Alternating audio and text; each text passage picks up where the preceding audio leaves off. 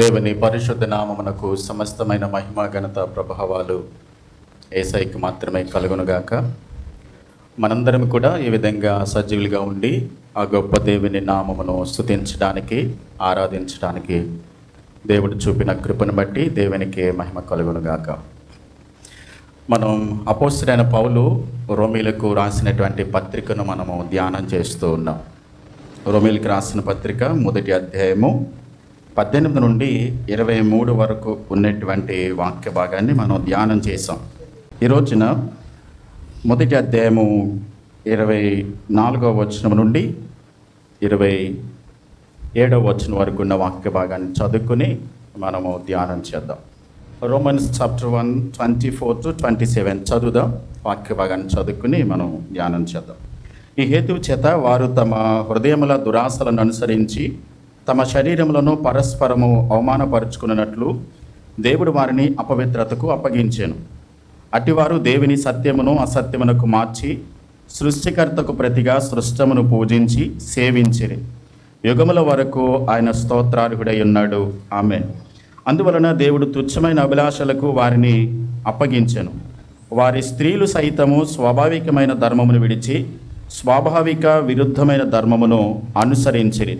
అటువలే పురుషులు కూడా స్త్రీ యొక్క స్వాభావికమైన ధర్మమును విడిచి పురుషులతో పురుషులు అవాచ్యమైనది చేయొచ్చు తమ తప్పిదమునకు తగిన ప్రతిఫలమును పొందుచు ఒకరి ఎడల ఒకరు కామతప్తులైరి. ప్రార్థన చేద్దాం. ప్రేమ నమ్మకమైన మా ప్రియ పరలోకపు తండ్రి, మీ ఘనమైన శ్రేష్టమైన నామమునకు వందనాలు స్తోత్రాలు చెల్లిస్తున్నాం. ప్రభువా, మహాదేవుడవు, మంచి దేవుడవు, మాకు చాలిన దేవుడవు తండ్రి. మీ కృప ద్వారా మమ్మల్ని ఎంతవరకు కాపాడి భద్రపరిచి సజీవులుగా ఉంచి ప్రభా మిమ్మల్ని ఇంతవరకు స్తుతించి ఆరాధించడానికి కృపనిచ్చాం. కొద్ది నిమిషాలు మీ వాక్యం నేర్చుకోవడానికి మీ పాద సన్నిధికి మేము వస్తుండగా ప్రభా మీ వాక్యం ద్వారా మాతో మాట్లాడి మమ్మల్ని బలపరచండి. రోమీలకు రాసిన పత్రికను ఆధారం చేసుకుని ఎన్నో ఆత్మీయ పాఠాలు మేము నేర్చుకుంటూ ఉన్నాం, ధ్యానిస్తూ ఉన్నాం. మీ వాక్యం ద్వారా మమ్మల్ని బలపరచండి ప్రభా. మా ఆత్మీయ జీవితంలో అవసరమైన సత్యాలు మేము నేర్చుకుంటుండగా వాటిని మా జీవితాలకు అన్వయించుకుని సరిదిద్దుకొని మీ చిత్తాన్ని మేము సంపూర్ణంగా నెరవేర్చే బిడ్డలుగా మీ ఆత్మ సహాయం మాకందరికీ అనుగ్రహించమని యేసుక్రీస్తు నామములో ప్రార్థించి వేడుచున్నాను మా పరమ తండ్రి. ఆమేన్. చదవబడిన వాక్య భాగంలో నుండి గత వారం మనం 18 నుండి 23వ వచనం వరకు దేవుడు ఆయన తన సత్యాన్ని లేక దేవుడు తనను గూర్చినటువంటి ప్రత్యక్షతను మనుషులకు దేవుడు తెలియజేసుకుంటూ వచ్చాడు. మనుషులు దుర్నీతిలో బ్రతుకుతున్నారు లేక భక్తిహీనతలో బ్రతుకుతున్నప్పుడు దేవుడు తన కృప ద్వారా వారికి తనను తాను బయలుపరుచుకుంటూ వచ్చాడు. గత వారం మనం 6 విషయాలు నేర్చుకున్నాం కదా. దేవుడు తన గురించి ఏదైతే మనుషులకు తెలియచేయాలనుకున్నాడో, ఎలాగైతే మనుషులకు తనను తాను ప్రత్యక్షపరుచుకోవాలనుకున్నాడో ఆ ప్రత్యక్ష అంతటి కూడా మనుషులకు దేవుడిచ్చాడు. మనం చదువుకున్నాం 21వ వచనంలో దేవుని గూర్చి తెలియశక్యమైనది ఏదో దేవుడు వారికి ఏం చేశాడు? విశదపరిచాడు, తెలియచేశాడు, ప్రత్యక్షపరిచాడు, తను తాను బయలుపరుచుకున్నాడు. అలా బయలుపరుచుకున్నప్పటికీ కూడా దేవుడు వారికి తను తాను ప్రత్యక్షపరుచుకున్నప్పటికీ కూడా మనుషులు దేవునిని అర్థం చేసుకోలేదు, దేవుని దగ్గరికి వాళ్ళు రాలేదు. దానికి బదులుగా వాళ్ళు ఏం చేశారంటే 6 పొరపాట్లు చేశారు. మొట్టమొదటిగా 6 రకాలుగా దేవుడు తనను తాను బయలుపరుచుకోవడానికి ప్రయత్నం చేశాడు. మొట్టమొదటిది దేవుడు తనను తాను బయలుపరుచుకున్న విధానం ఏంటి? మొట్టమొదటిగా దేవుడు తనను తాను బయలుపరుచుకోవడానికి దేవుడు చేశాడు. దేవుడు ఉన్నాడు అనేటువంటి ఆలోచన మనుషుల హృదయాల్లో పెట్టాడు. దేవుణ్ణి ఆరాధించాలనే కోరిక ప్రతి మనుషులను పెట్టాడు. అది నిజమైన దేవుడు కావచ్చు, వాళ్ళు చేసుకున్నటువంటి రకరకాల దేవుళ్ళు సృష్టించుకున్న దేవుళ్ళు కావచ్చు. కానీ ఏదేమైనప్పటికీ మొట్టమొదటిగా దేవుడు తనను గురించి తాను బయలుపరుచుకోవడానికి దేవుడు ఉన్నాడు లేక దేవుణ్ణి ఆరాధించాలి అనే కోరిక మనుషుల హృదయాల్లో పెట్టాడు. రెండవది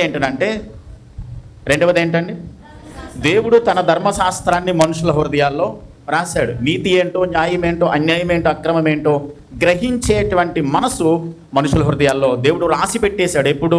ధర్మశాస్త్రం రాకముందే దేవుడు రాసి పెట్టి ఉంచాడు. అది రెండవది.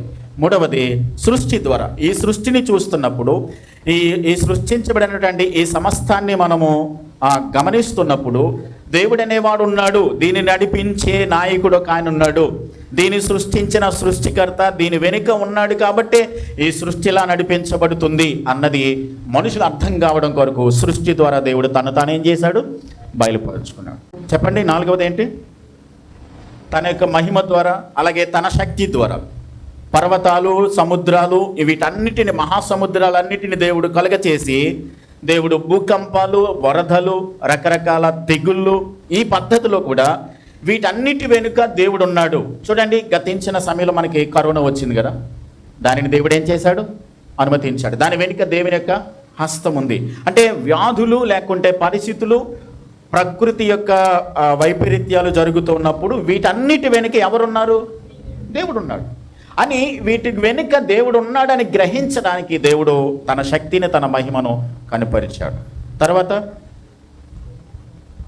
ఐదవది, దేవుడు తన యొక్క ప్రేమ ద్వారా, అంతేకాదు తన యొక్క సంరక్షణ ద్వారా, దేవుడు ఈ సృష్టిని అంతటిని చేసిన తర్వాత ఎక్కడో దూరంగా వెళ్ళిపోయి ఒక చోట కూర్చుని నాకు సంబంధం లేదు సృష్టితో అన్నట్టుగా దేవుడు ఏమాత్రం దూరంగా ఉండలేదు.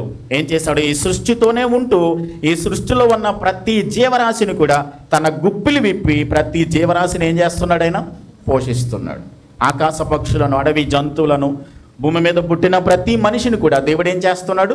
పోషిస్తూ ఉన్నాడు. కాబట్టి దేవుడు ఆయా కాలాల్లో కావలసినటువంటి ప్రతి విధమైనటువంటి పంటలను, ప్రతి విధమైనటువంటి ఫలాలను, సీజన్స్ని, ఋతువులను, కాలములను, వర్షములను, కావలసిన ప్రతి దానిని కూడా దేవుడు అనుగ్రహించి నీతిమంతుల మీదనో అనీతిమంతుల మీదనో దేవుడు వర్షాన్ని కురిపించి పంటలు పండడానికి, జీవరాశులు బ్రతకడానికి సమస్తాన్ని కూడా దేవుడు సమకూర్చి మేలైనది జరిగిస్తూ ఉన్నాడు. సృష్టిని ఆయన ఏం చేస్తున్నాడు?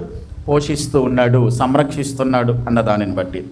చివరిగా ఈ 5 రకాలుగా, అంటే సృష్టి ద్వారా కానివ్వండి, మనుషుల హృదయాలలో ధర్మశాస్త్రాన్ని వ్రాయడం వల్ల కానివ్వండి, దేవుడు ఉన్నాడు ఆయనను పూజించాలనే కోరిక కానివ్వండి, లేకుంటే తన యొక్క మహిమ ద్వారా, తన శక్తి ద్వారా, ప్రకృతి వైపరీత్యాల ద్వారా దేవుడు తెలియచేయడం మాత్రమే కాదు, వీటిని ద్వారా తెలుసుకోకపోయినప్పటికీ కూడా 6వదిగా దేవుడే మానవుడిగా భూమి మీదకి ఏం చేశాడు?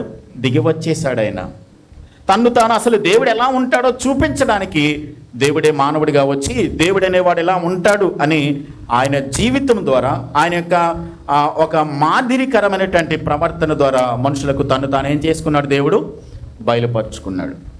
24వ వచనములో ఇంతగా దేవుడు 22వ వచనములో, 21వ వచనములో, 21 నుండి 23 వచనాల్లో మనం ఏం చదువుకున్నామంటే 6 రకాలుగా దేవుడు వారికి తను తాను బయలుపరుచుకున్నప్పటికీ కూడా వాళ్ళు ఏం చేశారంటే 6 పొరపాట్లు చేశారు.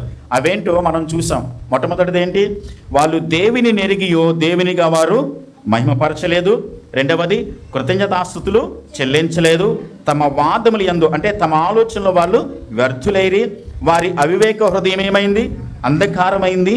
వారు జ్ఞానులమని చెప్పుకుంటూ కూడా వాళ్ళు ఏం చేశారు? బుద్ధిహీనులయ్యారు. చివరిగా దేవుని యొక్క మహిమను క్షయమగు మనుషుల యొక్క, అలాగే పురుగుల యొక్క, మనుషుల యొక్క, చతుష్పాద జంతువుల యొక్క ప్రతిమా రూపాలుగా ఏం చేశారు? వాళ్ళు మార్చేసుకున్నారు. దేవుడు సత్యవంతుడైన దేవుణ్ణి వాళ్లకు అవసరమైనటువంటి, అనుకూలమైనటువంటి విధానంలో వారు ఏం చేశారు? మార్చేసుకుని దేవునిని, వాళ్ళు సృష్టించుకున్న దేవుళ్ళను ఆరాధించడం మొదలుపెట్టారు. 24వ వచనం నుండి ఈరోజు మనం ధ్యానం చేయడానికి ప్రయత్నించేద్దాం.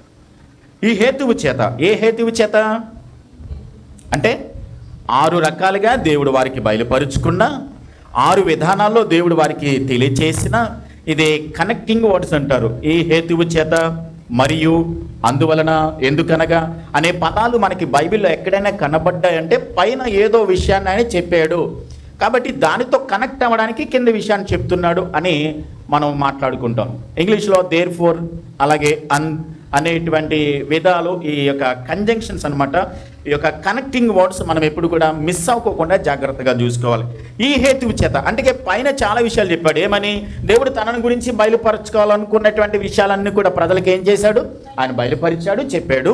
ఆ తర్వాత మనుషులు ఏం చేశారంటే తమకు నచ్చిన పద్ధతుల్లో వాళ్ళు విగ్రహాలను లేకుంటే రకరకాల ప్రతిమా రూపాలు చేసుకున్నారు.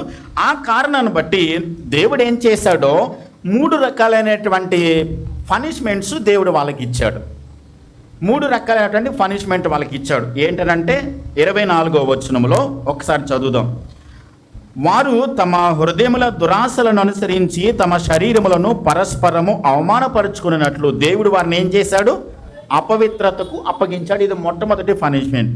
రెండవది 26వ వచనం, అందువలన దేవుడు తుచ్చమైన అభిలాషలకు వారిని ఏం చేశాడు? అప్పగించేశాడు. 28వ వచనం, మరియు చూడండి, ప్రతి వచనానికి మనం చదువుకున్న ప్రతి వచనానికి 24వ వచనంలో ఈ హేతువు చేత అన్నాడు, 26వ వచనంలో అందువలన అని అన్నాడు, 28వ వచనంలో మరియు అనే పదాన్ని వాడాడు. 28వ వచనంలో ఏం చెప్తున్నాడు అంటే 3వ పనిష్మెంట్ ఏంటనంటే, వారు తమ మనస్సులో దేవునికి చోటియ నొల్లకపోయిరు గనుక చేరాని కార్యములు చేయుటకు వారి దేవుడు భ్రష్ట మనస్సుకు వారిని అప్పగించు. ఇక్కడ 24వ వచనంలో అప్పగించెను, దేనికి? అపవిత్రతకు అప్పగించాడు. 26వ వచనంలో వారి తుచ్చమైన అభిలాషలకు వారిని అప్పగించాడు. రెండవది. మూడవది ఏంటంటే భ్రష్టమైన మనసుకు అప్పగించాడు. ఇక్కడ మనం చూస్తే దేవుడే ఎలాంటి అపవిత్రతకు లేకుంటే తుచ్చమైన అభిలాషలకు భ్రష్ట మనసుకు దేవుడు అప్పగించేశాడు అనే పదాన్ని మనం చదువుకున్నప్పుడు మనకు ఒక డౌట్ రావచ్చు. ఎలాగంటే దేవుడు పాపాన్ని ఎంకరేజ్ చేస్తాడా, లేకుంటే ఈ పాపాన్ని మీరు చెయ్యండి అని చెప్పని దేవుడు తీసుకుని వెళ్ళి అందులో కూర్చోబెట్టి చెయ్యండి అని చెప్పాడా అని మనకి అనుమానం రావచ్చు. కానీ దేవుడు ఎప్పుడు పాపాన్ని ఎంకరేజ్ చేయడు. ఆయన పాపాన్ని చూడలేనంత ఏమండి నిష్కలంకమైన కనుదృష్టి కలిగిన వాడు. పాపాన్ని ఎప్పుడు ఆయన ఎంకరేజ్ చేయడు, పాపాన్ని ఆయన సపోర్ట్ చేయడు, పాపాన్ని ఎన్నడూ కూడా ప్రోత్సహించాడు. మరి అప్పగించాడు అనే పదాలు మనకి ఎందుకు ఇక్కడ వాడబడ్డాయి అని అంటే, ఇంగ్లీష్లో మనం చదువుకున్నట్లయితే మనకి 2 పదాలు తెలుసు కదా. గివ్ అప్ అనేటువంటి పదం తెలుసు కదా మనకి. గివ్ అప్ అనే పదం ఎప్పుడు వాడతాం? గివ్ అప్ అనేటువంటి పదం ఇప్పుడు సపోజు ఏదైనా ఒకవేళ మీరు బ్యాడ్మింటన్ ఆడుతున్నారు, లేకుంటే కబడ్డీ పోటీలు ఆడుతున్నారు. మీరు మొదటి సంవత్సరంలో జిల్లా ఫస్ట్ వచ్చారు, 2వ సంవత్సరం జిల్లా ఫస్ట్ వచ్చారు, 3వ సంవత్సరం కూడా జిల్లా ఫస్ట్ వచ్చారు. మీరు ప్రయత్నం చేసేది ఎందుకు? రాష్ట్రానికి ఫస్ట్ రావాలని ప్రయత్నం చేస్తున్నారు. 3 సార్లు కూడా జిల్లా ఫస్టే వచ్చారు, 4వసారి కూడా జిల్లా ఫస్ట్ వచ్చారు. అప్పుడు ఏం చేస్తారు? మీరు ఇంకా వదిలేస్తారు. అంటే ఇంకా మనం చేతులు వదిలేయడం అంటే ఇంకా దానిని విడిచిపెట్టేయడం అన్న దాని గురించి గివ్ అప్ అంటాం. ఇక్కడ గేవ్ అప్ అనేటువంటి పదం వాడాడు ఇంగ్లీష్లో. దాని అర్థం ఏంటంటే దేవుడు తనను తాను బయలుపరుచుకోవలసినటువంటి ప్రత్యక్షతలు ఏవైతే ఉన్నాయో అవన్నీ తనకు తాను ప్రజలకు చెప్పుకుంటూ వచ్చాడు, బయలుపరుచుకుంటూ వచ్చాడు. మొదటిసారి చెప్పాడు, 2వసారి చెప్పాడు, 3వసారి చెప్పాడు, 6 సార్లు ఆయన చెప్పుకుంటూ వచ్చాడు. ఇక 6 సార్లు కూడా దేవుడు తన గురించి తాను బయలుపరుచుకుని నిజమైన దేవుణ్ణి నేను తప్ప వేరొక దేవుడు లేడు అని దేవుడు తనను గురించి తాను చెప్పుకుంటూ వచ్చినప్పటికీ కూడా వాళ్ళు దేవునిని తెలుసుకోకుండా దేవునిని విడిచిపెట్టేసి తమ సొంత మార్గాలు ఎన్నుకొని తమకిష్టమైనటువంటి దారిలు ఎన్నుకొని తమకిష్టమైనటువంటి దేవుళ్ళను వాళ్ళే తయారు చేసుకుని వాళ్ళను పూజిస్తున్నప్పుడు ఆరాధిస్తున్నప్పుడు ఎంత చెప్పినా దేవుడు మనుషులు విననప్పుడు దేవుడు ఏం చేశాడంటే వదిలేశాడు, చేతులు వదిలేశాడు. మనకు అర్థం కావాలంటే గతంలో నేను చెప్పాను ఒక ఉదాహరణ. ఇప్పుడు చిన్నపిల్లోడు ఉన్నాడండి, క్యాండిల్ వెలిగించాం, వాడు పట్టుకోవడానికి వెళ్తున్నాడు. మనకు తెలుసు అది పట్టుకుంటే వాడికి కాలుతుందని, ప్రమాదం అవుతుందని. మొదటిసారి లాగాం, అయినా మళ్ళా వెళ్ళాడు, మళ్ళా లాగాం వెనక్కి. 3వసారి కూడా వెళ్ళాడు, లాగాం. ఇక 4వసారి వెళ్తున్నాడు అనుకోండి, ఏం చేస్తాం? వదిలేస్తాం, వెళ్ళు, తర్వాత నీకు కాలితే అప్పుడు నీకు తెలుస్తుంది అన్నట్టుగా. దేవుడు అందుకని ఏం చేశాడు తెలుసా? 6 సార్లు చెప్పాడు, 6 పద్ధతుల్లో చెప్పాడు. ఇవి చాలా అద్భుతమైనటువంటి పద్ధతులు చెప్పాడు. ఏదో సామాన్యంగా కాదు, మనుషుల హృదయాల్లో ధర్మశాస్త్రాన్ని రాసి పెట్టడం, సృష్టి ద్వారా తెలియచేయడం, లేకుంటే దేవుడే దిగొచ్చి తను తాను బయలుపరుచుకున్నప్పటికీ కూడా మనుషులు తెలుసుకోకపోతే దేవుడు ఏం చేశాడంటే మీ ఇష్టం, వదిలేశాడు అంతే. అంటే దేవుడు చూపించేటువంటి ఉగ్రతలో భయంకరమైన ఉగ్రత ఏంటో తెలుసా? దేవుడు కాదనుకుని వదిలేయడం అనండి. ఒక వ్యక్తిని దేవుడు పట్టించుకుంటున్నాడు, లేకుంటే ఒక వ్యక్తి పట్ల దేవుడు బాధ్యత కలిగి ఉన్నాడంటే దేవుడు ప్రేమిస్తున్నాడని. లేదు నేను వెళ్ళిపోతానని, నువ్వు ఇష్టానుసారంగా వెళ్ళిపోతానంటే దేవుడు వదిలేస్తాడు. దేవుడు నీ ఇష్టం. కానీ దాని యొక్క పర్యవసానం తెలిసిన తర్వాత అప్పుడు అర్థమవుద్ది మనకి, దేవుడు నన్ను చేయి వదిలేశాడని. మనుషుల పరిస్థితి అలాగే ఉంది. దేవుడు చెప్పుకుంటూ వచ్చాడు కానీ వాళ్ళు వినలేదు. అందుకని మొట్టమొదటిగా దేవుడు ఏం చేశాడనంటే ఈ హేతువు చేత తమ హృదయాల దురాశలను అనుసరించి తమ శరీరములను పరస్పరము అవమానపరుచుకున్నట్లు దేవుడు ఏం చేశాడు? వారిని అపవిత్రకి ఏం చేశాడు? అప్పగించాడు. బుర్ర పెట్టి ఆలోచిస్తే అసలు దేవుడు ఎవరో మనకు అర్థమవుతుందండి. ఆయన దైవత్వము, నిత్య శక్తి, ఆయన తెలియచేసేటువంటి ఆయన యొక్క మహిమను గురించి ఆయన చెప్తూనే వచ్చాడు. నాకు దేవుడంటే తెలియదు అనడానికి లేదండి, తప్పించుకునే దారి లేదు. ఈ రోజున ఎవరినైనా అడగండి, దేవుడు అనేవాడు ఉన్నాడా అని చెప్పని. ఇక హేతువాదులు ఇక్కడ వాడు చేయడానికి, అపవిత్రమైన పనులు చేయడానికి దేవుడు అడ్డొస్తాడని చెప్పని దేవుడు లేడని చెప్తున్నారు. అంతేగాని నిజానికి దేవుడనేవాడు ఉన్నాడు అనేటువంటి సత్యము ఎవరికైనా తెలుసు, అందరికీ అర్థమవుతుంది. కానీ నిజమైన దేవుడు ఎవరు అని అడిగితే వాళ్ళు అంటారు వాళ్ళకి ఇష్టమైన దేవుళ్ళను, వాళ్ళు చేసేటువంటి పాపానికి అడ్డురాని దేవుళ్ళను, లేకుంటే కొంతమంది అయితే తమను తామే దేవులుగా ప్రకటించుకున్నారు. మీరు ఆలోచించేయండి, దేవుడు అనేవాడికి ఉండవలసిన లక్షణాలు ఏంటో బైబిల్ స్పష్టంగా చెప్పింది. దేవుడు అనేవాడికి ఉండాల్సినటువంటి క్వాలిటీస్ ఏంటో, వానికి ఉన్న క్వాలిటీస్ ఏంటో అవన్నీ కూడా బైబిల్ స్పష్టంగా ప్రకటించింది. కానీ తమను తామే దేవులుగా ప్రకటించుకున్న వారు చాలామంది ఉన్నారు. ఎందుకని ఈ రోజున దేవుడు లేడనే వాళ్ళు ఎందుకు మాట్లాడుతున్నారంటే వాళ్ళు చేసేటువంటి నీచమైన కార్యాలు మాట్లాడకూడదు, వాళ్ళు చేసిన పాపాన్ని ఎత్తి చూపించకూడదు, వాళ్ళు ఏం చేసినా మాట్లాడనటువంటి దేవుళ్ళను మనుషులు తయారు చేసుకున్నారు. ఈ రోజున చాలామందిని మనము చెప్తూ ఉంటాం, దేవుడు ఉన్నాడు, దేవుడిని నమ్ముకోండి, మీ జీవితాన్ని దేవునికి సమర్పించండి. చాలామందికి మనం చెప్పేది ఏంటంటే ప్రభువుని నమ్మండి, బాప్తిసం తీసుకోండి, దేవునిలోకి మీ జీవితాన్ని అప్పగించండి అని అంటే వాళ్ళు యవనస్తులుగా ఉన్నప్పుడు వాళ్ళు ఏమంటారో తెలుసా? అప్పుడే కాదండి, మాకు ఇంకా వయసు ఉందండి, అప్పుడే కాదండి, బాప్తిసం తీసుకోవడం ఇప్పుడు కాదండి, ఎప్పుడో తీసుకుంటామండి. అంటే జీవితంలో అనుభవించవలసినవన్నీ కూడా అనుభవించి జీవితంలో ఉన్నటువంటి జీవితం అంతా విలువైన గౌరవపదమైనటువంటి జీవితాన్ని కాకుండా, ఇప్పుడు నేను మీ ఇంటికి వచ్చాను అనుకోండి, మీ ఇంటికి వచ్చిన తర్వాత పాస్టర్ గారు కదా అని చెప్పని మీరు బత్తాకాయ తీసుకుని బాగా జ్యూస్ తీశారు. జ్యూస్ తీసిన తర్వాత జ్యూస్ తీసి ఆ జ్యూస్ అంతా మీరు తాగేసి దాంట్లో ఉన్న పిప్పు తీసుకొచ్చి నాకు ఇచ్చారనుకోండి, ఎలా ఉంటుంది? అంటే మన జీవితాన్ని అంతటిని కూడా మన కోసమే మనం వాడేసుకుని ముసలి వయసు వచ్చిన తర్వాత, వయస్సు మించిపోయిన తర్వాత ఇంకా నడవలేని పరిస్థితులు ఉన్నప్పుడు అప్పుడు దేవునికి ఇద్దాం. మరి నీ జీవితాన్ని అంతటిని, యవన బలాన్ని అంతటిని నీ కోసమే వాడేసుకుని ఎప్పుడో తీసుకుంటాను, ఎప్పుడో వాడతాను దేవుని కోసం అంటే అప్పుడు పని చేయడానికి, అప్పుడు దేవుని కొరకు బ్రతకడానికి, దేవుని కొరకు గొప్పగా వాడబడడానికి ఇక బలం ఎక్కడిది? ఉన్న బలాన్ని అంతటిని కూడా మన కోసమే వాడేసుకున్న తర్వాత దేవుడు అంటున్నాడు, సొలొమోను కూడా చేసింది అదే. జీవితం అంతా కూడా దేనికోసం ఏం చేశాడు? అతను ఖర్చు చేసేసుకున్నాడు. మొదట్లో దేవునితో కనెక్టింగ్ ఉంది, దేవునితో సంబంధం ఉంది, దేవునితో ఏర్పాటు చేసుకున్నాడు. అతడు ప్రార్థన చేస్తే పరలోకం నుండి దేవుని మహిమ దిగొచ్చిందండి. అంత గొప్ప భక్తుడండి. తర్వాత తను దేవునితో ఉండాల్సిన సంబంధాన్ని విడిచిపెట్టేసి వేరు పద్ధతులు మొదలుపెట్టాడు. ఆ రాజ్యంలో, ఆ చుట్టుపక్కల దేశాల్లో ఉన్నటువంటి అందమైన స్త్రీలను, ఒక్కొక్క రాజ్యంలో ఉన్నటువంటి ఒక్కొక్క రాణిని పెళ్లి చేసుకోవడం మొదలుపెట్టాడు. వాళ్ళు ఏం చేశారు? ఆ రాజ్యంలో ఉన్నటువంటి రాణిలందరూ కూడా వాళ్ళు ఆరాధించే దేవతలను తీసుకొచ్చేసారు. వాళ్ళు రావడం మాత్రమే కాదు, 1000 మందిని పెళ్లి చేసుకున్నాడు కదా, వాళ్ళందరూ కూడా ఏం చేశాడు? రకరకాల దేవతలను, దేవులను తీసుకొచ్చారు. ఇప్పుడు వాళ్ళ భార్యల మాటలు విని ఏం చేశాడు? వాళ్ళను పూజించడం మొదలుపెట్టాడు. ప్రార్థన చేస్తే పరలోకా నుంచి మహిమ దించినటువంటి శక్తి కలిగినటువంటి ప్రార్థనాపరుడు ఇప్పుడు ఏమయ్యాడు తెలుసా? విగ్రహారాధన చేస్తూ ఉన్నాడు. అలా ఆరాధించినప్పుడు దేవుడిచ్చిన సమాధానాన్ని కోల్పోయాడు. దేవునితో ఉన్న సంబంధం కోల్పోతే సమాధానం పోతుంది. కోల్పోయిన తర్వాత సమాధానం పొందడం కోసం చేసిన ప్రయత్నాలు ఎన్నో చేశాడు, ఎక్కడా దొరకలేదు. ముసలివాడు అయిపోయిన తర్వాత, బుద్ధి వచ్చిన తర్వాత అప్పుడు రాశాడు ప్రసంగి గ్రంథాన్ని. 12వ అధ్యాయం 13, 14 వచనాల్లో చెప్తాడు ఏమనంటే, యెహోవా యందు భయభక్తులు కలిగి ఉండడం తప్ప మానవ కోటికి మరొక విధి లేదు, ఆయనే మాత్రమే నమ్ముకోవాలి. నీ బాల్య దినములందే నీ సృష్టికర్తను స్మరణకు తెచ్చుకో అని అంటాడు. చిన్నప్పుడే దేవుడు తనను తాను నీకు అందుబాటులో ఉన్నప్పుడే, దేవుడు నీకు తనను తాను గురించి బయలుపరుచుకున్నప్పుడే, దేవుడు తన గురించి తాను నీకు ప్రత్యక్షత ఇచ్చినప్పుడు మాత్రమే నువ్వు వచ్చి ఆయన అంగీకరిస్తే నిన్ను దేవుడు గొప్పగా వాడుకుంటాడు, నిన్ను అనేక మందికి ఆశ్రదకరంగా చేస్తాడు. కాకపోతే దేవుడు వదిలేస్తాడు. దేవుడు వదిలేస్తాడు. ఆ తర్వాత దేవుడు కావాలని మనం ప్రయత్నించినా ఏమో పరిస్థితులు ఎలా ఉంటాయో తెలియదు.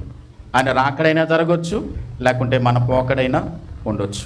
గమనించండి, ఎప్పుడైతే దేవుడు బయలుపరచాలనుకున్నది ఆయన బయలుపరిచిన తర్వాత, ఆయన చెప్పాలనుకున్నది చెప్పిన తర్వాత, వారికి విషయం తెలిసిన తర్వాత కూడా వారు దేవుని నిరాకరిస్తే వారి మీద దేవుడు చూపించే కోపము లేక ఉగ్రత ఏ స్థాయిలో ఉంటుందో ఈ 24, 26, 28 వచనాల్లో చెప్పాడు.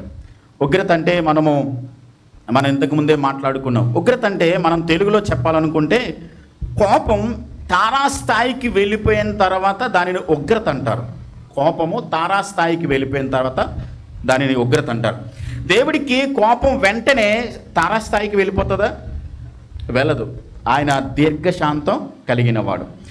మనుషులు తప్పు చేస్తున్నప్పుడు వారు మార్పు చెందడానికి దేవుడు ఏం చేస్తాడు? టైం ఇస్తాడు, మార్పు చెంది వారు మళ్ళా వెనక్కి రావడానికి.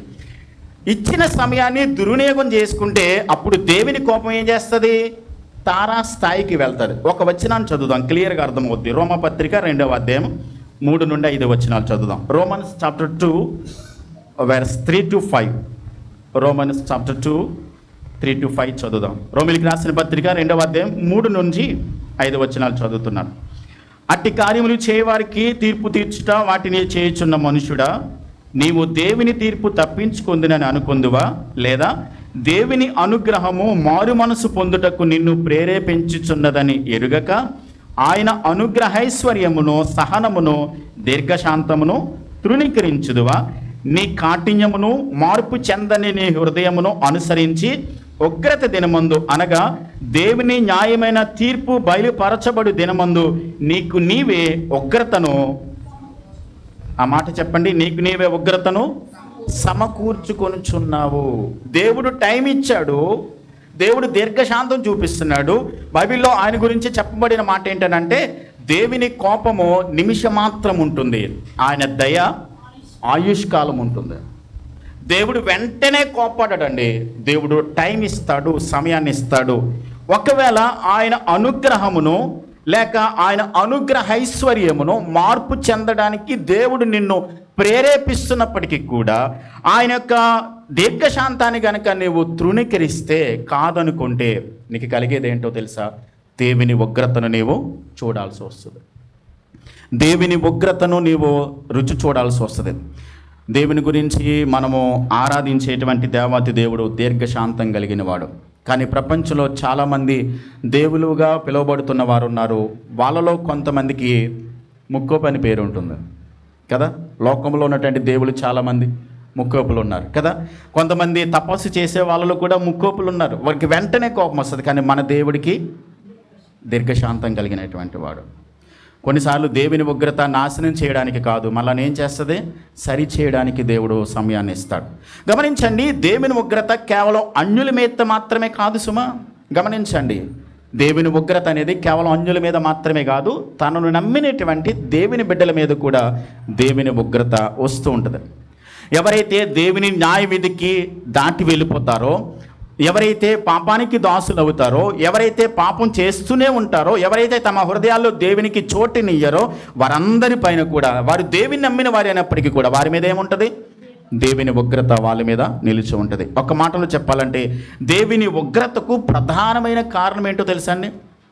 దేవుని ఉగ్రత ఒక మనిషి మీద, అది క్రైస్తవులు కానివ్వండి, దేవుని నమ్మనటువంటి అన్యజనులు కానివ్వండి, దేవుడు తెలియని వారు కానివ్వండి, దేవుని ఉగ్రతకు ప్రధానమైన కారణం ఏంటంటే దేవుని పక్కన పెట్టేయడం. దేవుని పక్కన పెట్టేయడం. దేవుని గనక పక్కన పెట్టేస్తే, దేవుని గనక మనం విడిచిపెట్టేస్తే దేవుని ఉగ్రత ఏం చేస్తుంది? అందరి మీదకి వస్తుంది. మనం 2వ అధ్యాయంలో ఉన్నాం కదా, ఒకసారి చూద్దాం. చూడండి, రోమిలికి రాసిన పత్రిక 2వ అధ్యాయం 11వ వచనం. దేవునికి పక్షపాతం లేదు. పక్షపాతం ఉందా? దేవుని నమ్మిన వారని అన్యజనులని లేదు. అందరూ కూడా, మానవులందరూ దేవుని స్వరూపంలో సృష్టించబడిన వారే. వాళ్ళు దేవుని నమ్మిన వారైనా దేవుని నమ్మని వారైనప్పటికీ కూడా పాపము చేయి వారందరూ కూడా ధర్మశాస్త్రము లేకే నశిస్తారు. ధర్మశాస్త్రం కలిగిన వారైతే పాపం చేసిన వారందరూ ధర్మశాస్త్రానుసారంగా ఏం చేస్తారు? తీర్పు పొందుతారు. దేవుడు తన ఉగ్రతను ఎలా చూపిస్తాడంటే తాను ఉద్దేశించినటువంటి విధానంలో దేవుని ఉగ్రత ఉంటుంది. కొన్ని సందర్భాల్లో ప్రకృతి వైపరీత్యాల ద్వారా, కొన్ని సందర్భాల్లో వ్యాధుల ద్వారా, కొన్ని సందర్భాల్లో కరువు రప్పిస్తాడు. కొన్ని సందర్భాల్లో ఏం చేస్తాడు? శత్రువులకు అప్పగిస్తాడు. కొన్ని సందర్భాల్లో దేవుడు ఏం చేస్తాడంటే తన భయంకరమైన కోపాన్ని మన మీద చూపిస్తాడు. కాబట్టి దేవుని ఉగ్రతకు రకరకాల కారణాలు ఉన్నాయి. వాటి పర్యవసానాలు ఏంటో పౌలు ఇక్కడ చెప్తా ఉన్నాడు. అంటే దేవునిని పక్కన పెట్టేస్తే, లేక దేవునిని విడిచిపెట్టేస్తే, దేవునిని కాదనుకుంటే, తనను గురించి తాను చెప్పినప్పటికీ కూడా మనం వినకపోతే ఆయన పర్యవసానాలు ఎలా ఉంటాయో ఇక్కడ చెప్తా ఉన్నాడు. చూడండి, మనము 6 కారణాలు ఇక్కడ మనం చూసాం కదా. దేవుడు తన గురించి తానేం చేశాడు చెప్పుకున్నటువంటి బయలుపరుచుకున్నటువంటి విధానం ఉంది. మనుషులు దేవుని గురించి తెలిసినా కానీ నిజ దేవుని వారి జీవితాల్లో అంగీకరించలేదు కాబట్టి, వాళ్ళు వెలుగు దగ్గరకు రావట్లేదు కాబట్టి వారిని ఏం చేశాడంటే దేవుడు వారిని అపవిత్రతకి ఏం చేశాడు? అప్పగించేశాడు. వాళ్ళ యొక్క తుచ్చమైన అభిలాషలకు వారిని ఏం చేశాడు? దేవుడు అప్పగించేశాడు. అలాగే భ్రష్ట మనసుకు వారిని అప్పగించేశాడు. ఒక మాట చదువుదాం. కీర్తన గ్రంథం 81వ కీర్తన 11వ వచనం. సామ్ 81 11 and 12 verses చదువుదాం. Psalm 81 11 and 12 verses. అయినను నా ప్రజలు నా మాట ఆలకింపకపోయిరి, ఇశ్రాయేలు నా మాట వినకపోయిరి, కాబట్టి వారు తమ స్వకీయ ఆలోచనలను బట్టి నడుచుకున్నట్లు వారి హృదయ కాఠిన్యమునకు నేను వారిని అప్పగించితిని. ఎవరిని అప్పగించారు దేవుడు?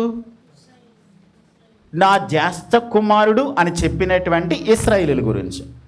నా ప్రజలు, నా సొత్తైన బిడ్డలు, నేను ఏర్పాటు చేసుకున్న నా వాగ్దాన బిడ్డలు అని చెప్పినటువంటి ఇశ్రాయేలీయులను దేవుడు ఏం చేశాడు తెలుసా? వారి హృదయ కాఠిన్యానికి అప్పగించేశాడు. దేవునికి పక్షపాతం లేదు. గమనించాలి. మనమైనా అన్యజనులమైన ఎవరైనప్పటికీ కూడా దేవునిని పక్కన పెట్టేస్తే, లేక దేవునికి మనము చోటు ఇవ్వకపోతే, ఆయన మాట ఆలకించకపోతే దేవుడు ఏం చేశాడంటే ఇక్కడ వారి యొక్క హృదయ కాఠిన్యానికి వారిని అప్పగించేశాడు. అపోస్తలుల గ్రంథం 7వ అధ్యాయం 40వ వచనం చదువుదాం. యాక్ట్స్ చాప్టర్ 7 40-43 వెర్సెస్ చదువుదాం. యాక్ట్స్ చాప్టర్ 7 అపోస్తలుల గ్రంథం 7వ అధ్యాయము 40 నుండి 43 వచనాలు. మాకు ముందు నడిచినట్టి దేవతలను మాకు చేయము, ఐగుప్తు దేశంలో నుండి మనలను తోడుకుని వచ్చిన ఈ మోషే ఏమాయనో మాకు తెలియదని అహరోనుతో అనిది. ఆ దినములలో వారొక దూడను చేసుకుని ఆ విగ్రహమునకు బలి అర్పించి తమ చేతులతో నిర్మించిన వాటి యందు ఉల్లసించిరి. అందుకు దేవుడు వారికి విముఖుడై ఆకాశ సైన్యమును సేవించుటకు వారిని విడిచిపెట్టెను. అందుకు ప్రమాణముగా ప్రవక్తల గ్రంథమందు ఇలాగ వ్రాయబడి ఉన్నది, ఇశ్రాయేలు ఇంటి వారులారా, మీరు పూజించుటకు చేసుకొనిన ప్రతిమలైన మొలెకు గుడారమును రొంపాయను దేవత యొక్క నక్షత్రమును మోసుకొని పోతిరి గనుక బబులోను అవతలికి మిమ్మును కొనిపోయేదను. ఇంకొక వచనాన్ని కూడా చదువుదాం. హితోపదేశకాండము 32వ అధ్యాయం. ఈ వచనాలు ఒకసారి నేను మెల్లగా చదువుతాను. జియోట్రానమీ చాప్టర్ 32 9 to కొన్ని వచనాలు చదువుదాం. జియోట్రానమీ ద్వితోపదేశకాండము 32వ అధ్యాయము 9వ వచనం నుండి కొన్ని వచనాలు చదువుతున్నాం. దేవుడు ఇశ్రాయేలీయుల పట్ల ఏం చేశాడు? ఇశ్రాయేలీయులు అసలు వాళ్ళు ఏం చేశారు? దేవుడు వారి పట్ల చేసిన కార్యాలు ఏంటో చదువుదాం. 32:9 నుంచి చదువుతున్నాం. యెహోవా వంతు ఆయన జనమే, ఆయన స్వాస్థ్య భాగము యాకోబే. అరణ్య ప్రదేశంలోను భీకర ధ్వనిగల పాడైన ఎడారిలోను వాని కనుగొని ఆవరించి పరామర్శించి తన కనుపాపను వలె వారిని ఏం చేశాడు? కాపాడెను.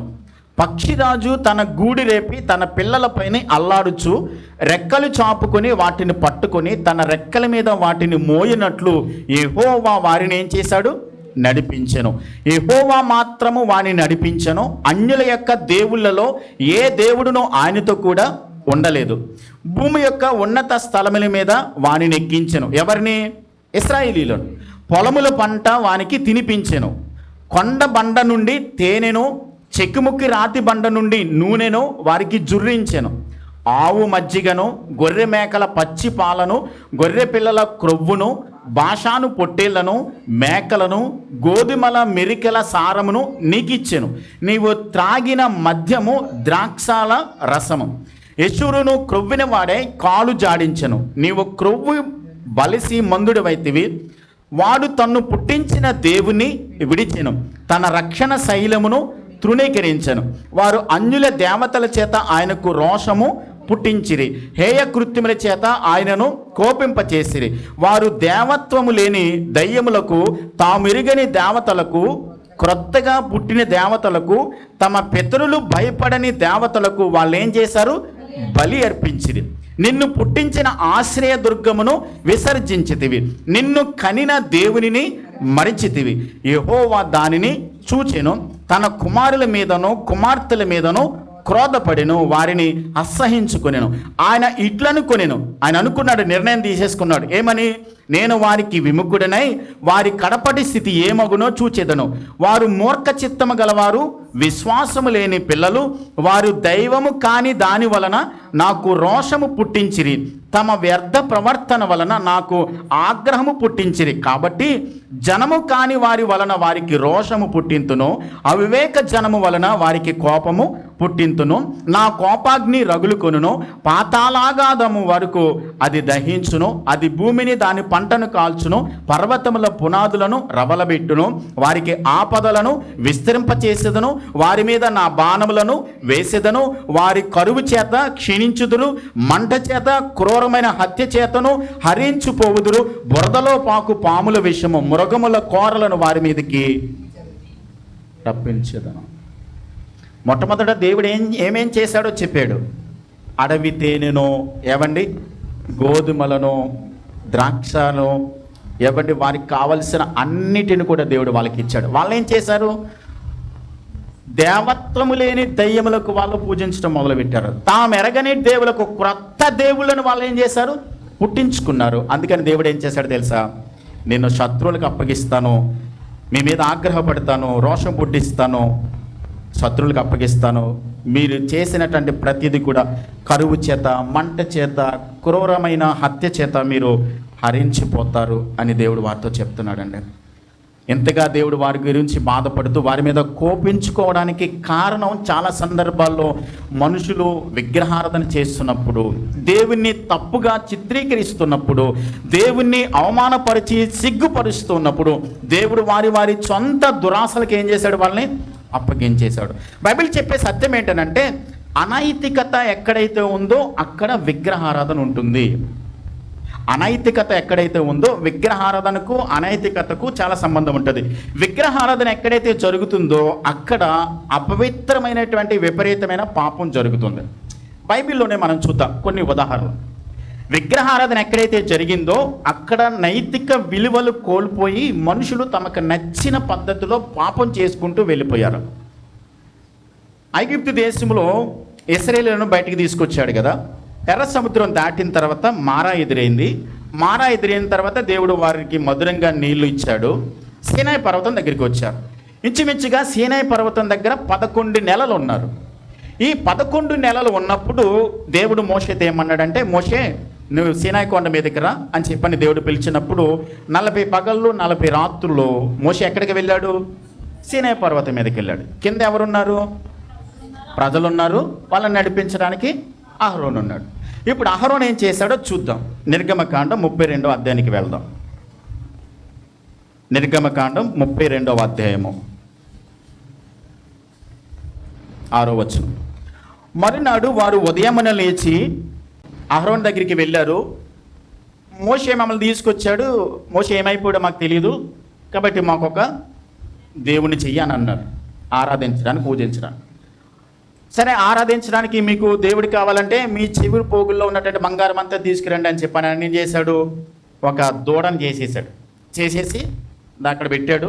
మొత్తం దానికి వాళ్ళందరూ కూడా ఏం చేశారు? పూజ చేస్తూ ఉన్నారు. అక్కడ ఏం చేశారో చెప్తా ఉన్నాడు. 32 అధ్యాయం 6వ వచనం.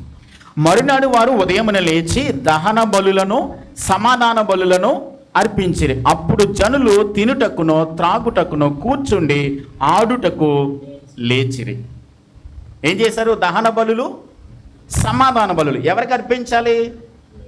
అంతకు ముందే చెప్పాడు దేవుడు 32వ అధ్యాయం మొదట్లో వచనంలో ఏం చెప్పాడనంటే, ప్రత్యక్ష గుడారాన్ని కట్టాలి అని దేవుడు మోషేతో చెప్తూ, బెసలేలుకు నేను జ్ఞానాన్ని ఇస్తాను, దాన్ని ఎలా కట్టాలని చెప్పని దేవుడు మొత్తం స్ట్రక్చర్ అంతా చెప్పిన తర్వాత దహన బలులు సమాధాన బలులు దేవునికి అర్పించాలి. వీళ్ళు ఎవరికి అర్పిస్తున్నారు?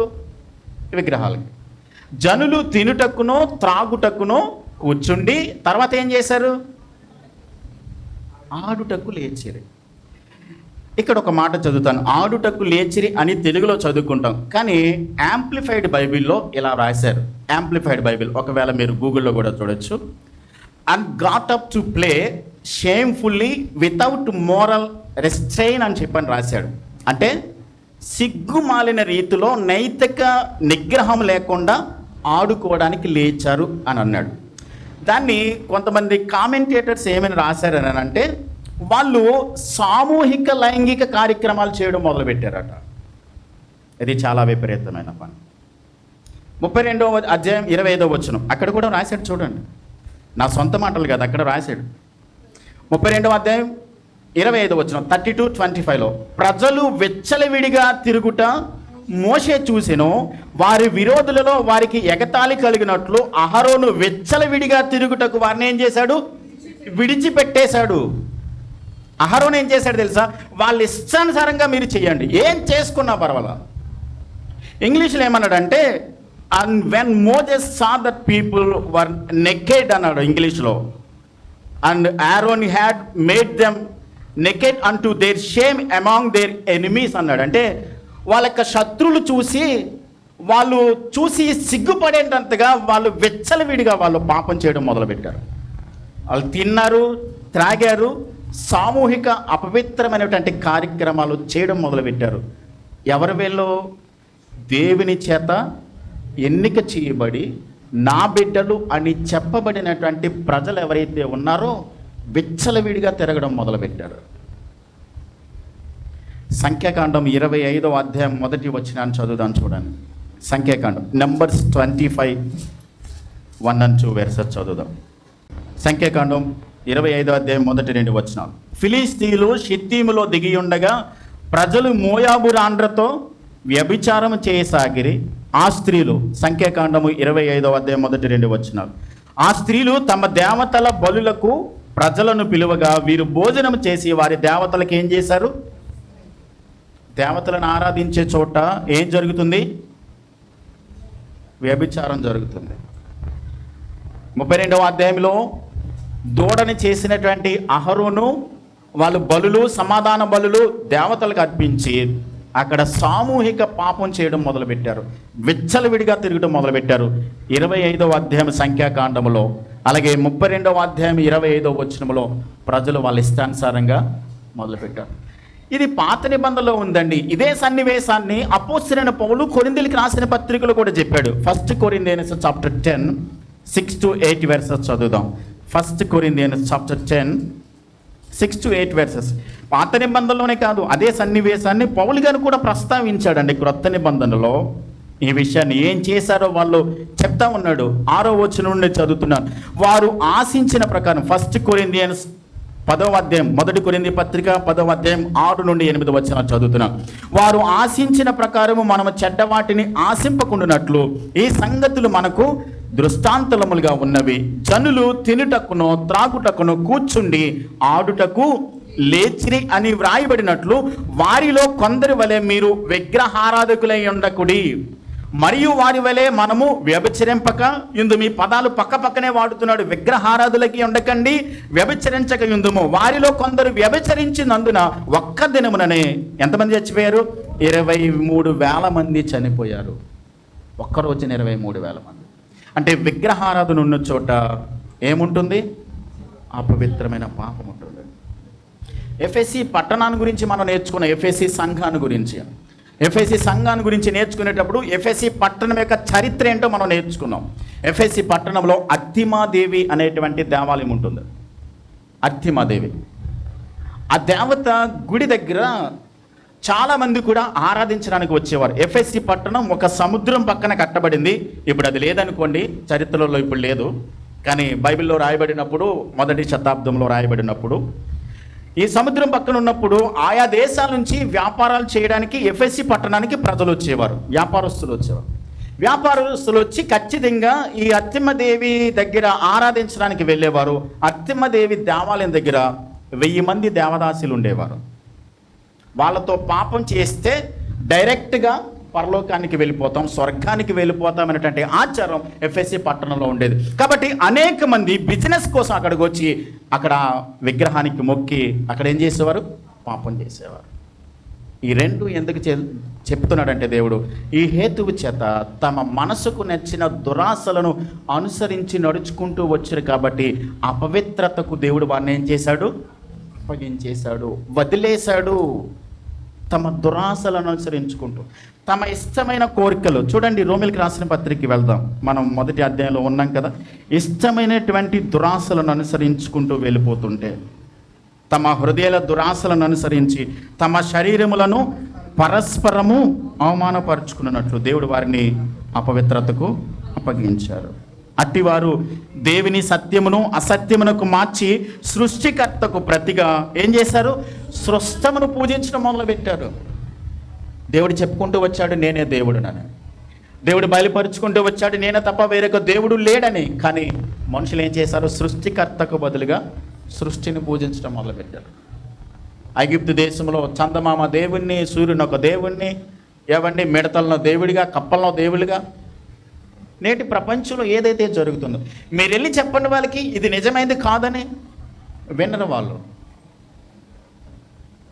కాబట్టి మనం ఆలోచించవలసింది ఏంటంటే దేవుడు అవకాశం ఇచ్చినప్పుడు ఈ పారాగ్రాఫ్ మనకి కాదండి, అన్యజనుల గురించి కదా రాయబడింది. విగ్రహారాధన మేం చేయట్లేదు, మేము జీవం లేనటువంటి వాటికి మొక్కట్లేదు, మేము వాటిని విడిచిపెట్టేసి వచ్చాం, మారు మనసు పొందాం, బాప్తిసం పొందాం, రక్షణలోకి వచ్చాం, దేవుని సంఘంలో చేర్చబడ్డాం, ప్రతిరోజు ప్రార్థన చేస్తాం, దేవుని ప్రార్థన చేస్తాం, బైబిల్ చదువుతాం అంటాం. కానీ క్రైస్తవుల హృదయాల్లో కూడా తీయలేనటువంటి విగ్రహాలు హృదయాల్లో ఉంటాయి. లేవా? క్రైస్తవులకు ధనాపేక్ష, ధనం ఒక విగ్రహం. కొంతమందికి వస్తువులంటే బాగా ప్రేమ. అంటే దేవుని పక్కన పెట్టేసి దేవునికి ఇవ్వాల్సిన స్థానంలో నుంచి దేవుని తీసేసి అక్కడ ఏది పెట్టినప్పటికీ కూడా దేవుని వాక్యం ఏం చెప్తానంటే అది ఆత్మీయ విగ్రహారాధన, ఆత్మీయ వ్యభిచారంతో మాట్లాడింది బైబిల్. ఇది నేను చెప్పిన మాటలు కాదు. విగ్రహారాధన ఎక్కడైతే జరిగిందో అక్కడ వ్యభిచారం జరిగింది. రెండు కనెక్షన్ ఉన్నాయి దానికి. విగ్రహారాధన అంటే దేవునికి ఇవ్వాల్సిన స్థానాన్ని క్రైస్తవులు ఇవ్వకోకుండా, దేవుణ్ణి ఉండాల్సిన స్థానంలో ఉంచుకోకుండా దేన్నో బంగారం కానీ, డబ్బులు కానివ్వండి, వస్తువులు కానివ్వండి, ధనం కానివ్వండి, మనిషిని కానివ్వండి, లేకుండా ఒక వ్యక్తిని కానివ్వండి, దేన్ని పెట్టుకున్నా దేవుడికి ఇవ్వాల్సిన స్థానం ఇవ్వకోకుండా నీవు దేనికి ఇంపార్టెన్స్ ఇచ్చినప్పటికీ కూడా అది విగ్రహారాధనే. అది ఆత్మీయ వ్యభిచారంతో దేవుడు పోల్చి మాట్లాడుతున్నాడు. క్రైస్తవులు కదా విగ్రహారాధికులు. ఈ పాసేజ్ మనకు కాదనుకుంటాం, కానీ మనకు కూడా దేవుడు రాసిపెట్టి ఉంచాడు. ఒకవేళ కనుక దేవునికి ఇవ్వాల్సిన స్థానం దేవునికి ఇవ్వకపోతే వాళ్ళకి చెప్పుకుంటూ వెళ్ళాడు దేవుడు, వాళ్ళకి హెచ్చరిక చేసుకుంటూ వెళ్ళాడు, వినలేదు. దేవుడు ఏం చేశాడు? వాళ్ళని వదిలేశాడు. యాజ్ ఇట్ ఈజ్ సేమ్ మనకు కూడా అదే జరుగుతుంది. చెప్పినా వినకపోతే, దేవునికి ఇవ్వాల్సిన స్థానాన్ని మనం ఇవ్వకపోతే, దేవుని పక్కన పెట్టేస్తే, అందుకనే పౌలు గారు అన్నాడు, కొరింథీయులకు రాసిన పత్రికలో చదువుకుంటాం కదా, వాళ్ళు చెడ్డ వాటిని ఆశించారు, మీరు చెడ్డ వాటిని ఆశించకండి. వారు విగ్రహారాధికులయ్యారు, మీరు విగ్రహారాధకులై ఉండకండి. మనం విగ్రహారాధన చేయట్లేదే, మరి క్రైస్తవ సంఘానికి కదా ఈయన రాసేది, అన్యజనులకు కదా. ఎందుకు విగ్రహారాధకులై ఉండకండి అని చెప్తున్నాడు ఈయన? హృదయాల్లో కూడా విగ్రహాలు ఉంటాయి, కొంతమందికి మనసులో కూడా విగ్రహాలు ఉంటాయి, పాతికిపోయి ఉంటాయి. వాటిని చూడండి, బయట ఉన్న విగ్రహాలు పడగొట్టేయడం చాలా తేలికండి, కానీ హృదయాల్లో పాతికిపోయిన విగ్రహాలు పడగొట్టడం చాలా కష్టం. కాబట్టి వాటిని తీసేసుకుంటే అప్పుడు మాత్రమే దేవుని కార్యాలు మనం అనుభవించగలుగుతాం. 24 నుండి 28 వచనాలు మరొకసారి చదువుదాం. ఒకసారి 25వ వచనంలో, అట్టివారు దేవుని సత్యమును అసత్యమునకును మార్చి సృష్టికర్తకు ప్రతిగా సృష్టమును పూజించి సేవించిరి. యుగయుగముల వరకు ఆయన స్తోత్రార్హుడై ఉన్నాడు. దేవుడు ఎప్పుడు కూడా స్తోత్రార్హుడే. ఇక్కడ ఒక క్లారిఫికేషన్ ఇచ్చి నేను 26వ వచనానికి వెళ్తాను. ఇక్కడ యుగయుగముల వరకు దేవుడు ఏమై ఉన్నాడు? స్తోత్రార్హుడే. ఎప్పుడు కూడా ఆయన ఆరాధనీయుడే. ఇప్పుడు మనము ఆరాధించినా ఆరాధించకపోయినా ఆయన ఆరాధనీయుడేనా? ఇప్పుడు మనం ఆరాధిస్తే ఆయనకి ఏమైనా కలిసి వస్తుందా? మనం ఆరాధించకపోతే ఆయనకి ఏమైనా తగ్గిపోతుందా? లేదే. మనం ఆరాధించడం వల్ల ఆయనకి ఏదో కలిసి వచ్చేది లేదు, మనం ఆరాధించకపోయినంత మాత్రాన ఆయనకి నష్టం కలిగేది కూడా లేదు. ఇప్పుడు ఆరాధించడం దేవునికా మనకా క్షేమం? మనకే క్షేమం. ఇప్పుడు మనం చదువుకుంటాం, ఇశ్రాయేలీయులు చేసే స్తుతుల మీద ఆయన ఆసీనుడిగా ఉంటాడు. అంటే మనం స్తుతులు చేస్తే ఆయనకి సింహాసనం వేస్తున్నామని, మనం స్తుతులు చేయకపోతే ఆయనకి సింహాసనం తీసేసినట్ట. ఆయన ఎప్పుడు సింహాసనాసీనుడే. ఇప్పుడు మనం ఆరాధించినా ఆరాధించకపోయినా ఆయన ఎప్పుడు ఆరాధనీయుడేనండి. కానీ ఆరాధించడం ఎవరికి మేలు? మనకి మేలు. ఆరాధించడం వల్ల, దేవుని స్తుతించడం వల్ల, దేవుని మహిమపరచడం వల్ల మనం దేవుని దగ్గర నుంచి మేలు పొందడానికి ఆయనను ఆరాధించాలి. కానీ ఆరాధించినంత మాత్రాన ఆయనకి ఏదో కలిసి వచ్చేస్తుందని, ఆయనను ఆరాధించకపోతే ఆయనకి ఏదో తక్కువైపోతుందని కాదు. ఆరాధించడం, హృదయపూర్వకంగా ఆరాధించడం, అది క్షేమం. ఆరాధన పవిత్రంగా ఉండాలి. పవిత్రమైన పెదవులతో మనం ఏం చేయాలి? ప్రభువును ఆరాధించాలి, స్తుతించాలి. అలాంటి ఆరాధనను దేవుడు మనలను అంగీకరిస్తాడు. 26వ వచనానికి వెళ్దాం. అందువలన దేవుడు తుచ్చమైన అభిలాషలకు వారిని అప్పగించును. వారి స్త్రీలు సహితము స్వాభావికమైన ధర్మమును విడిచి స్వాభావిక విరుద్ధమైన ధర్మమును అనుసరించిరి. అటువలే పురుషులు కూడా స్త్రీ యొక్క స్వాభావికమైన ధర్మమును విడిచి పురుషులతో పురుషులు అవాచ్యమైనది చేయొచ్చు, తమ తప్పిదమునకు తగిన ప్రతిఫలమును పొందుచు ఒకరి ఎడల ఒకరు కాము తప్పులేరు. ఎలాంటి పరిస్థితులకు వెళ్ళారంటే, మొదటిగా దేవుడు వారిని ఏం చేశాడు? అపవిత్రతకు అప్పగించాడు. అంటే వారిని దేవుడు వ్యభిచారానికి వదిలేశాడు. రెండవది ఇక్కడ ఏం చెప్తున్నాడు అంటే, స్వలింగ సంపర్కానికి వాళ్ళని దేవుడు వదిలేశాడు. ఇది మాట్లాడడానికి చాలా అసహ్యకరమైనటువంటి పరిస్థితి ప్రపంచంలో జరుగుతుంది. కొన్ని దేశాల్లో, అమెరికా లాంటి దేశాల్లో దీన్ని చట్టం చేసేశారు. మనందరికీ తెలుసు కదా. ఒక వచనాన్ని చదివి నేను క్లారిఫికేషన్ ఇస్తాను, ముందుకు వెళ్దాం. మత్తయి సువార్త 19వ అధ్యాయము 12వ వచనం. ప్రభు మాట్లాడాడు. మాథ్యూ 19:12. మత్తయి సువార్త 19వ అధ్యాయము 12వ వచనం. 10 నుండి చదివితే మనకి క్లియర్గా అర్థమవుతుంది. మాథ్యూ 19:10 నుంచి చదువుతున్నాను. మాథ్యూ 19:10. ఆయన శిష్యులు, భార్యాభర్తలకుండు సంబంధము ఇట్టిదైతే పెండ్లి చేసుకొనుట యుక్తము కాదని ఆయనతో చెప్పిరి. అందుకు ఆయన, అనుగ్రహము నొందిన వారు తప్ప మరి ఎవరును ఏ మాటను అంగీకరింపనేరరు. తల్లి గర్భము నుండి నపుంసకులుగా పుట్టిన వారు గలరు, మనుషుల వలన నపుంసకులుగా చేయబడిన నపుంసకులను కలరు. పరలోక రాజ్యము నిమిత్తము తమ్మును తామే నపుంసకులుగా చేసుకునిన నపుంసకులను కలరు. ఈ మాటను అంగీకరింపగలవాడు అంగీకరించునుగాక అని వారితో చెప్పాను. ప్రభువే చెప్పాడు ఇక్కడ. ఇప్పుడు మనకి ఇక్కడ బైబిల్లో చెప్పబడినటువంటి మాటలు మనము అర్థం చేసుకోవడానికి మనకి ప్లాట్ఫామ్ మీద, రైల్వే స్టేషన్లో అక్కడక్కడ కనబడుతూ ఉంటారు కొంతమంది కదా. వాళ్ళు నపుంసకులుగా కదా వాళ్ళు కనబడుతుంటారు. బైబిలే చెప్పింది, ప్రభువే మాట్లాడాడు. నపుంసకులు 3 రకాలుగా ఉంటారు. తల్లి గర్భము నుండే నపుంసకులుగా పుట్టిన వారు ఉన్నారు. రెండవది, మనుషుల వలన నపుంసకులుగా చేయబడిన వారు ఉన్నారు. దేవుని రాజ్యము నిమిత్తము తమ్మును తామే నపుంసకులుగా చేసుకున్న వారు ఉన్నారు. ఇది కొంతమందికి అనుమానం రావచ్చు, నపుంసకులు అంటే ఎవరు అనేటువంటి అనుమానం రావచ్చు. ఒక క్లారిఫికేషన్ ఏంటంటే, వాళ్ళు మగవాళ్ళే.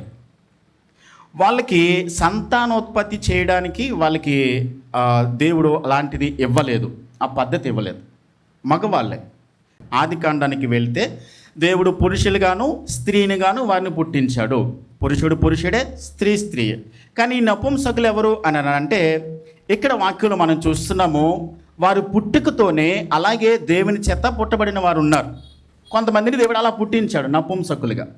వాళ్ళ మగవాళ్ళే, కానీ సంతానోత్పత్తి వాళ్ళ వల్ల కలగదు. అది దేవుడు వాళ్ళని అలా పుట్టించాడు. అలాంటి వాళ్ళు పరలోకానికి వెళ్తారు. కానీ నేటి దినాల్లో జరుగుతున్నది ఏంటంటే, వాళ్ళ జెండర్ని మార్చేసుకుని వాళ్ళు రకరకాల పద్ధతుల్లో, పురుషులైనప్పటికీ కూడా స్త్రీల వలె డ్రెస్సులు వేసుకోవడం, స్త్రీల వలె వ్యవహరించడం అనేది చూస్తున్నాం. ఇలాంటి వాళ్ళని చాలామందిని కూడా మన భారతదేశంలో, అంటే మన ఆంధ్ర రాష్ట్రంలో కొంతమందిని ప్రసంగాలు చెప్పడానికి కూడా పిలుస్తూ ఉన్నారు. I'm sorry to say this. Transgender వాళ్ళు మార్చుకున్నారు.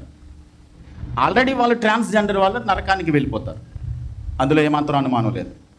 పుట్టుకతోనే నపుంసకులుగా పుట్టినవారు, అది దేవుని నుండి కలిగింది కాబట్టి వాళ్ళు పరలోకానికి వెళ్తారు. రెండవది, ఇక్కడ మనుషుల చేత నపుంసకులుగా చేయబడిన వారు ఉన్నారు. వీళ్ళు ఎక్కడంటే పూర్వకాలంలో రాజులు ఉండేవారు. రాణిల దగ్గర కొంతమంది మగవాళ్ళని కాపలా కాయడానికి సెక్యూరిటీగా పెట్టేవారు. ఒకవేళ మగవాళ్ళని అక్కడ పెడితే వాళ్ళతో ఇల్లీగల్ కాంటాక్ట్ పెట్టుకుంటారని చెప్పని వాళ్ళని నపుంసకులుగా మార్చేసేవారు. అది పూర్వకాలంలో పద్ధతి జరిగేది. వాళ్ళు కూడా పరలోకానికి వెళ్తారు. మూడవది, దేవుని రాజ్యము నిమిత్తము తమ్మును తాము నపుంసకులుగా చేసుకున్న వారనంటే అసలు స్త్రీ సాంగత్యము ఎరగకుండగా తమ్మును తాము పవిత్రంగా తమ జీవితాన్ని కాపాడుకునేటువంటి వారు. ఇది మూడో రకం నపుంసకులు. పుట్టుకతోనే నపుంసకులుగా పుట్టిన వారు పరలోకానికి వెళ్తారు. మనుషుల చేత నపుంసకులుగా చేయబడ్డారు. అది అంటే మనుషుల చేత చేయబడిన వారు పరలోకానికి వెళ్తారు. తమ్ముడు తాము స్త్రీ సాంగత్యం ఎరగకుండగా తమ్ముడు తాము దేవుని రాజ్యం నిమిత్తము పెళ్లి చేసుకోకుండా పవిత్రంగా బ్రతికేటువంటి వాళ్ళు. ఇక్కడ ఒక క్లారిఫికేషన్ ఇవ్వాలి. పెళ్లి చేసుకోకుండా దేవుని రాజ్యం నిమిత్తము పవిత్రులుగా ఉంటామని చెప్పుకుంటూ కూడా దేవుని నామం పేరిట అక్రమ కార్యాలు చేసేటువంటి వాళ్ళు కూడా ఉన్నారు. అలాంటి వాళ్ళు పరలోకానికి వెళ్ళరు, నరకానికి వెళ్తారు. దేవుని నామం నిమిత్తము దేవుని రాజ్యం నిమిత్తం ప్రతిష్ఠించుకుంటే పవిత్రంగానే ఉండమన్నాడు దేవుడు. లేదు, నీవు కనుక కంట్రోల్ చేసుకోకపోతే పెళ్లి చేసుకో. దేవుని నామం పేరట అపవిత్రమైన కార్యాలు చేయడం ఎందుకు? దేవునికి అవమానం తీసుకురావడం తప్ప అని దేవుని వాక్యం మనకి స్పష్టంగా చెప్తుంది. ఇక్కడ చూడండి, మనకి అమెరికాలో చార్లీ క్లిక్ అనేటువంటి ఒక అతన్ని చంపేశారు, ఒక పాస్టర్ గారిని. ఎందుకోసమో తెలుసా? అతను ఈ యొక్క ఎల్జీబీటీ, లెస్బీనియన్స్, అలాగే ట్రాన్స్జెండర్, తర్వాత వీళ్ళ గురించి బైబిల్ చెప్పేటువంటి సత్యం గురించి మాట్లాడాడు. ఆడవాళ్ళు పెళ్లి చేసుకోవడం, మగవాళ్ళని పెళ్లి చేసుకోవడం, అది చట్టపరమైపోయింది అమెరికా దేశంలో. ఇలాంటి పరిస్థితులు జరుగుతున్నప్పుడు దేవుడు దానిని అసహించుకుంటున్నాడు. వారిని ఏం చేశాడంటే దేవుడు అపవిత్రతకు వదిలేశాడు. దేవుడు స్త్రీని పురుషుని దేవుడు ఏర్పాటు చేసి వివాహం అనేటువంటి బంధాన్ని ఏర్పాటు చేసి అది పవిత్రమైనదిగా దేవుడించాడు, అది పరిశుద్ధమైనదిగా దేవుడించాడు. వివాహం అన్ని విషయములలో ఘనమైనది, పానుపు నిష్కలంకమైనదిగా ఉండాలని దేవుడు ఏర్పాటు చేస్తే మనుషులు తమకి ఇష్టమైనటువంటి పద్ధతిలో జీవితాన్ని మార్చేసుకుని లైంగిక కోరికలు తీర్చుకోవడానికి మనుషులు ప్రయత్నం చేస్తూ ఉన్నారు. దాని గురించి దేవుడు చెప్పే సత్యం ఏంటో తెలుసా? వారిని భ్రష్ట మనసుకు దేవుడు ఏం చేశాడు? అప్పగించేశాడు. చేసుకుంటూ వెళ్ళిపోతే చివరికి వాళ్ళ నాశనాన్ని వాళ్ళే పొందించుకుంటారు. దేవుడు ఎంత కోపం చూపిస్తున్నాడు తెలుసా? వదిలేసుకున్నాడు దేవుడు.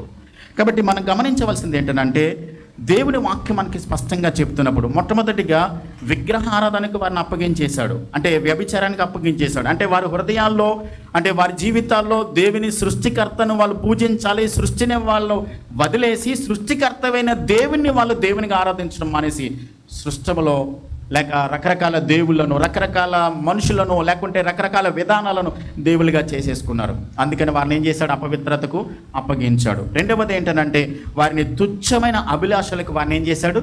వదిలేశాడు. ఇక మీ జీవితం ఎలా బ్రతికితే బ్రతకండి అని చెప్పని వదిలేశాడు దేవుడు. దేవుడు వదిలేస్తే అంతకంటే మరొక దారుణమైన పరిస్థితి ఉండండి.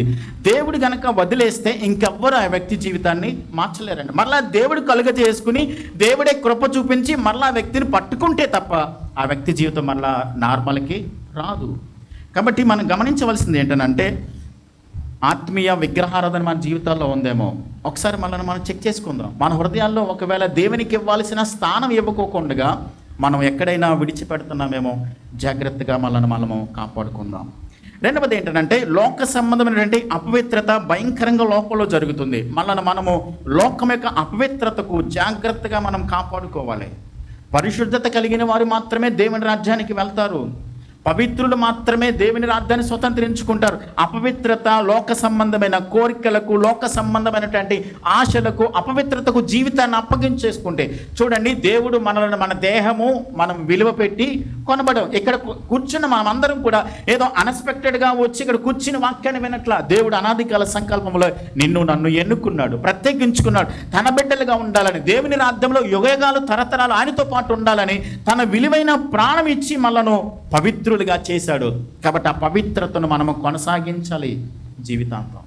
కాబట్టి పరిశుద్ధులుగా ఉండడానికి దేవుడు మనల్ని పిలిచాడు. కాబట్టి మన ఆలోచనలు, మన తలంపులు, మన క్రియల్లో మన చుట్టూ ప్రపంచం ఉంది. భయంకరమైన పరిస్థితులు జరుగుతున్నాయి. వాక్యానికి విరుద్ధమైన కార్యాలు ప్రపంచంలో జరుగుతున్నాయి. వాటి వైపు వెళ్ళిపోకుండా దేవునికి, దేవుని వాక్యానికి, దేవుని సత్యానికి మనల్ని మనం అప్పగించుకుని దేవుని వాక్యానుసారంగా జీవించాలి. అప్పుడు మాత్రమే దేవుని రాజ్యాన్ని స్వతంత్రించుకుంటాం. దేవుడు మనకి ఇచ్చినది చాలా చిన్న జీవితం అండి. అది కూడా ఒకే జీవితం, మరొక జీవితం లేదు. మరొక జన్మ లేదు, మరొక అవకాశం కూడా లేదు. కాబట్టి మనం గమనించవలసింది ఏంటంటే దేవుడు మనకు ఒకే జీవితాన్ని ఇచ్చాడు, అది చాలా చిన్నది. దేవుని కొరకు నమ్మకంగా, పవిత్రంగా దేవుని కొరకు జీవించడానికి ప్రయత్నిద్దాం, దేవునికి అప్పగించుకుందాం. ఎక్కడైనా ఒకవేళ దేవునికి ఇవ్వాల్సిన స్థానములో నుంచి మనం తప్పిపోతున్నామేమో చెక్ చేసుకుందాం. దేవా, ఇక నుంచి నా జీవితాన్ని నీకు పూర్తిగా అప్పగించుకుంటాను, నీకు సమర్పించుకుంటాను, నీకు మార్గంలో నడుస్తాను, నీవు చెప్పిన వాక్య ప్రకారం జీవిస్తానని దేవునికి అప్పగించుకుందాం. ప్రార్థన చేద్దాం. తలలు వంచండి, కళ్ళు మూయండి. చెప్పబడిన వాక్యాన్ని జ్ఞాపకం చేసుకుంటూ ఒక్క నిమిషం ప్రార్థన చేద్దాం. దేవుడు మనలను వదిలేసే అంత పరిస్థితికి తెచ్చుకోవద్దు. దేవుడు మనలను విడిచిపెట్టే అంత పరిస్థితికి మనం దిగజారిపోవద్దు. ప్రార్థన చేద్దాం. మన మనసులను చెక్ చేసుకుందాం. దేవునికి ఇవ్వాల్సినటువంటి స్థానం మనం ఇవ్వట్లేదు అని అంటే దేవుని వదిలేసామన్నమాట. దేవుని వదిలేసినటువంటి ప్రజలను దేవుడు అపవిత్రతకు అప్పగించేశాడు, వదిలేశాడు, వద్దనుకున్నాడు వాళ్ళని. అది ఎవరైనప్పటికీ, విశ్వాసులైనా అవిశ్వాసులైనా, దేవుని నమ్మిన వారైనా దేవుని నమ్మని అన్యజనులైనా, ఎవరినైనప్పటికీ కూడా దేవుడు త్రోసిపుచ్చాడు. దేవునికి అప్పగించుకుందాం, ప్రార్థన చేద్దాం. ప్రభా, పవిత్రంగా జీవించుటకు నాకు సహాయం చేయమని దేవుని అడుగుదామండి. లోకము, పరిస్థితులు, లోక ఆచారాలు, లోక పద్ధతులు రకరకాలుగా ఉన్నాయి. పాపము భయంకరంగా జరుగుతుంది ప్రపంచంలో. ఎక్కడ చూసినా నిన్ను తన ప్రాణం ఇచ్చి నిన్ను కొనుక్కున్నాడు ఆయన కొరకు బ్రతకాలని. తన విలువైన రక్తము చిందించి ప్రభు నిన్ను రక్షించాడు.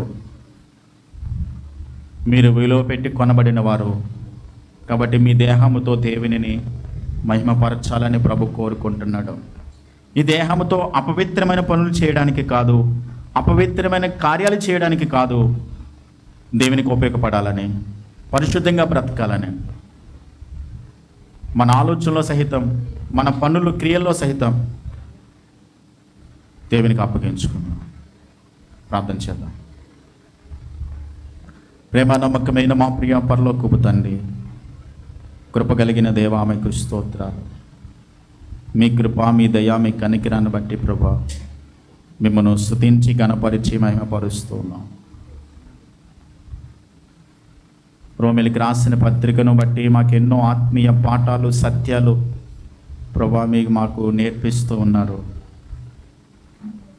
మీరు పవిత్రుడైన దేవుడవు, పరిశుద్ధుడైన దేవుడవు కనుక మేము కూడా పరిశుద్ధులుగా ఉండాలని, పవిత్రులుగా బ్రతకాలని మీరు కోరుకుంటున్నారు తండ్రి.